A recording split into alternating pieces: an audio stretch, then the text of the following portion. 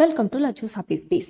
பாலக்கூரா உள்ளிக்காரம் எத்தனை பேர் இந்த ரெசிபியை நீங்கள் ட்ரை பண்ணியிருக்கீங்கன்னு எனக்கு தெரியாது. ஆனால் கண்டிப்பாக ஒரு வாட்டியாச்சு இந்த ஆந்திரா ஸ்டைல் பாலக்கூரா உள்ளிக்காரம் கண்டிப்பாக ட்ரை பண்ணி பாருங்கள். டேஸ்ட்டு வேறு லெவலில் இருக்கும்.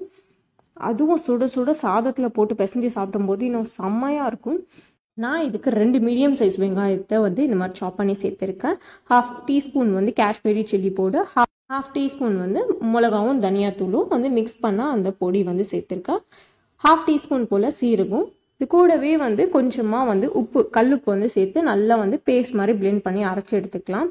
கூடவே 10 பல்லு போல் பூண்டும் சேர்த்துக்கோங்க. நான் தோலோடு தான் சேர்த்துருக்கேன்.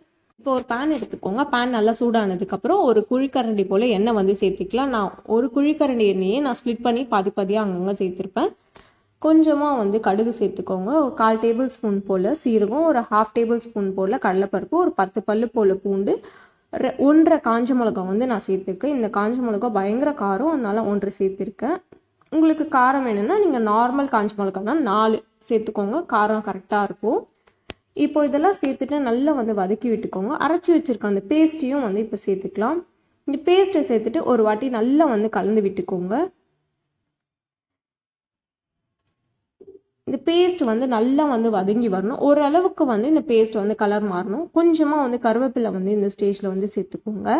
ஆக்சுவலாக பாலக்கீரை நீங்கள் பார்த்தீங்கன்னா பாலக்கீரையில் பன்னீர் பாலக், அதுக்கப்புறமா பாலக்கீரையில் சப்பாத்தி நம்ம ரெசிபியே போஸ்ட் பண்ணியிருக்கோம். இந்த மாதிரி சில டிஷ்ஷஸ் தான் போஸ்ட் பண்ணியிருக்கோம். இதில் இந்த பாலக்கூரா உள்ளிக்காரம் ரொம்பவே ஒரு ஸ்பெஷலான ஒரு டிஷ். டேஸ்ட்டும் ரொம்பவே சூப்பராக இருக்கும்.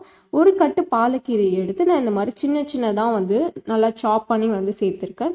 இதில் நம்ம எந்த ஸ்டேஜ்லையுமே கொஞ்சம் கூட தண்ணியே சேர்க்கல. தண்ணியே சேர்க்காம தான் நம்ம எல்லாத்தையுமே நம்ம வதக்கி எடுக்கிறோம்.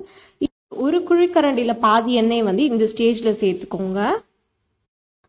இந்த ஸ்டேஜில் ஒரு 1/4 டீஸ்பூன் போல் மஞ்சத்தூள், இது கூடவே உங்களுக்கு தேவையான அளவுக்கு உப்பு செக் பண்ணிவிட்டு உப்பு கம்மியாக இருந்தால் உப்பு சேர்த்துக்கோங்க. நான் கொஞ்சமாக உப்பு சேர்க்குறேன். எனக்கு உப்பு கம்மியாக இருந்தது. இதை சேர்த்துட்டு ஒரு வாட்டி நல்லா கலந்து விட்டுக்கோங்க. ஒரு 5லேருந்து 7 நிமிஷம் போல் நல்லா அது வதங்கி வரும்.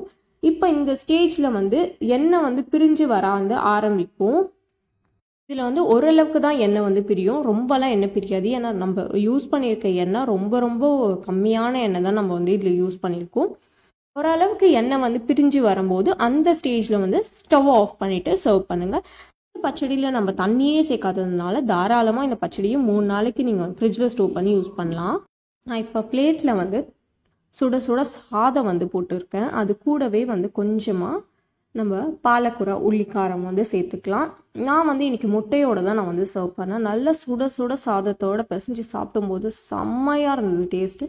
உங்களுக்கு இந்த வீடியோ பிடிச்சிருந்தா சேனலுக்கு சப்ஸ்கிரைப் பண்ணுங்கள். தேங்க்ஸ் ஃபார் வாட்சிங் அண்ட் கீப் சப்போர்ட்டிங்.